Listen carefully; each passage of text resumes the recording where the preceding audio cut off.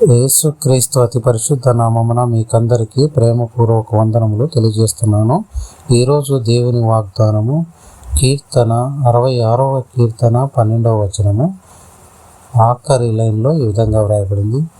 అయినను నీవు సమృద్ధి గల చోటికి మమ్ము రప్పించి ఉన్నావు. మరలా చదువుకున్న వాగ్దానం, అయినను నీవు సమృద్ధి గల చోటికి మమ్ము రప్పించి ఉన్నావు. ఇక్కడ వాగ్దానం ఏమంటే సమృద్ధి గల చోటుకి మనల్ని రప్పించి ఉన్నావు.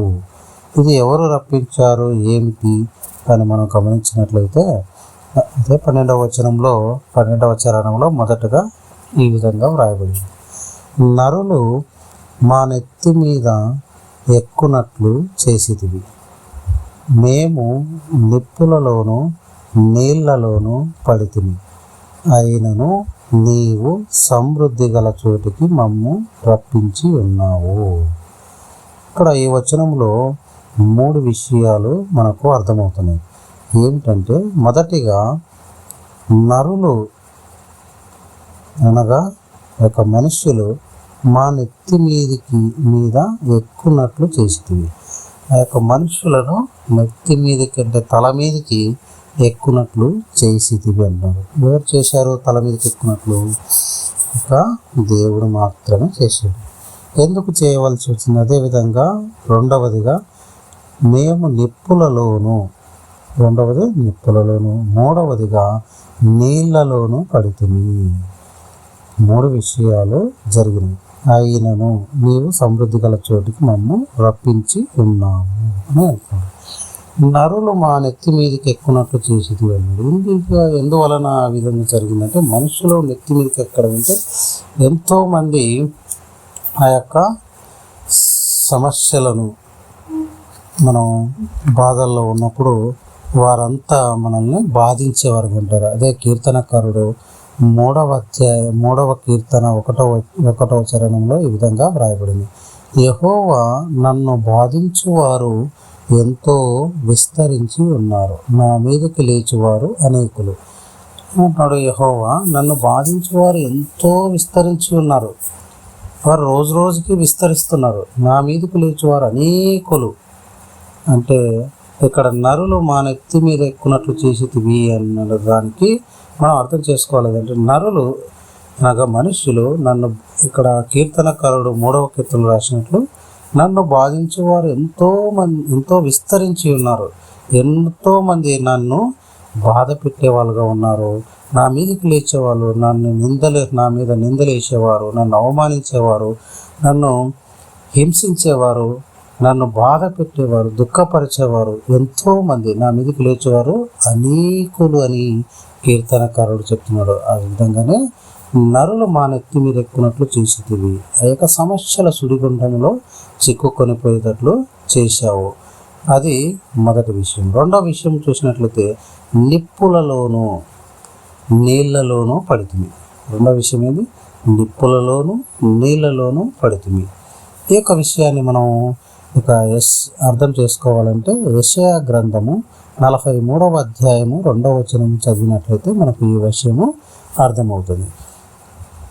యెషయా 43:2 ఏం రాయబడిందంటే, నీవు జలములలో పడి దాటునప్పుడు నేను నీకు తోడై ఉందును, నదులలో పడి వెళ్ళినప్పుడు అవి నీ మీద పొర్లి పారవు, నీవు అగ్ని మధ్యను నడుచునప్పుడు కాలిపోవు, జ్వాలలు నిన్ను కాల్చవు. చూడండి అక్కడ ఏమంటున్నాడు? 66వ కీర్తన 12వ వచనంలో రెండవ విషయంగా ఏమంటున్నాడు? నిప్పులలోను నీళ్లలోనూ పడితిమి అంటున్నాడు. అంటే నిప్పుల లాంటి కష్టాలు, నీళ్ళ లాంటి కష్టాలు, దుఃఖము, బాధ, ఇటువంటి ఎన్నో వేదన భరితమైనటువంటి స్థితుల్లో నిప్పుల లాంటి అనేకమైనటువంటి కష్టాలు, విపరీతమైన కష్టాలు, దుఃఖము, బాధ, వేదన భరితమైన జీవితం. ఇక్కడ ఏమంటున్నాడు? యెషయా ప్రవక్త 43:2 వచనంలో, నీవు జలములలో పడి దాటినప్పుడు నేను నీకు తోడై ఉందును. జలములో పడి దాటినప్పుడు ఎవరు తోడై ఉంటారంట? యెహోవా దేవుడు తోడై ఉంటాడు. మనం కూడా జలముల లాంటి కష్టాల్లో మనం దాటి వెళ్తున్నప్పుడు ఆయన తోడై ఉంటాడు, నడిపిస్తాడు. నదులలో పడి వెళ్ళినప్పుడు అవి నీ మీద పొర్లిపారవు. నదుల లాంటి కష్టాలు, నష్టాలు, వేదన, తీరని దుఃఖము, ఆవేదన ఉన్నటువంటి పరిస్థితుల్లో కూడా నీ జీవితంలో ఎంతో యొక్క నలిగిన స్థితిలో, దీన స్థితిలో ఉన్నటువంటి నీ యొక్క స్థితిని ఆ యొక్క నది అంటే కష్టాలు మన మీద పొర్లిపారవు, ఏమీ చేయవు. ఎందుకంటే ఆయన నేను నీకు తోడై ఉందును అని రాయించాడు. యెహోవా దేవుడు నేను నీకు తోడై ఉందానని రాయించాడు. కాబట్టి ఇవన్నీ కూడా మన మీద ఏమీ చేయజాలవు. అదేవిధంగా నీవు అగ్ని మధ్యను నడిచినప్పుడు కాలిపోవు. అగ్ని మధ్య నడిచినప్పుడు కాలిపోవు, జ్వాలలు నిన్ను కాల్చవు. అగ్ని లాంటి శ్రమలు, నిందలు, అవమానాలు, బాధలు, దుఃఖము వచ్చినా కూడా ఆ అగ్ని అనేది అగ్నిలో కూడా మనము కాలిపోవు. జ్వాలలు, ఆ అగ్ని జ్వాలలు ఉంటాయి కదా, ఎగిసి పడుతుంటాయి.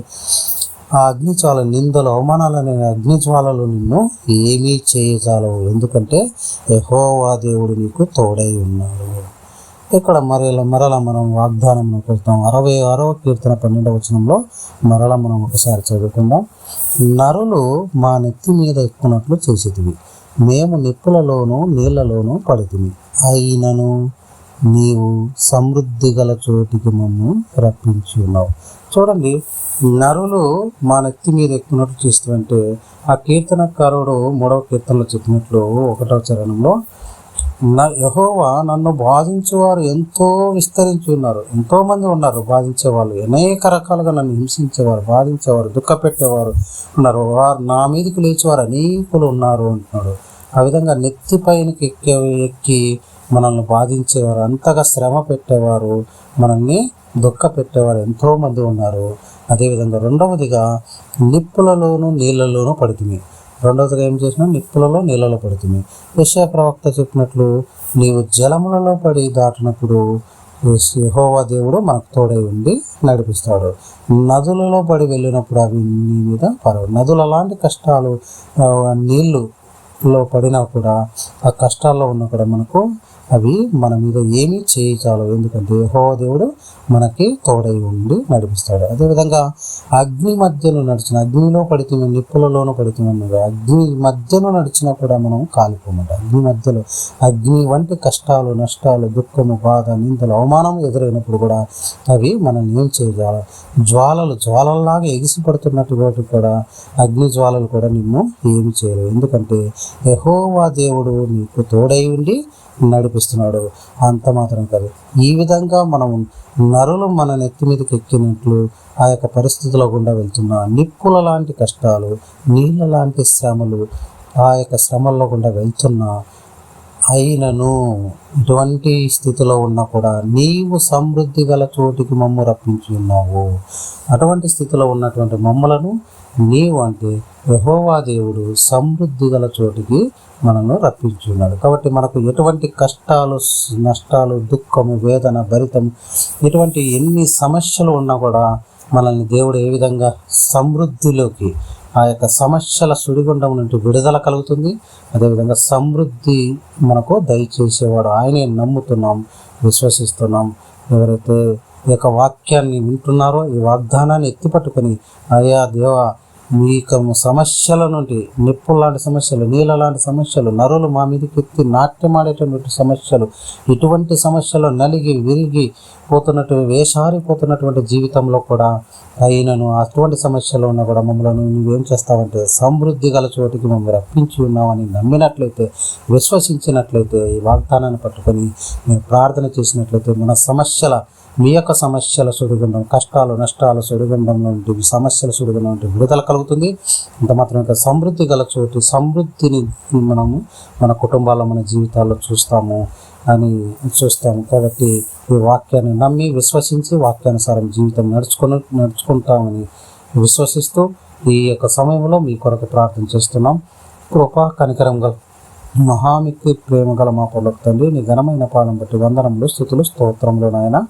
అవును తండ్రి, ఏక సమయంలోనైనా మా కష్టాలు, నష్టాలు, ఎన్నో వేదనలు భరితం ఉన్నా కూడా తండ్రి, వాటి నుండి విడుదల కలిగించి సమృద్ధిలోకి అయినను, సమస్యలు ఉన్నప్పటికీ, కష్టాలు ఉన్నప్పటికీ అయినను మమ్మలను సమృద్ధి ఉన్న చోటికి నడిపిస్తావని అవును తండ్రి. యెహోవా దేవుడు యేసు ప్రభువారు అవునైనా మీరు నడిపించే దేవులుగా ఉన్నారు.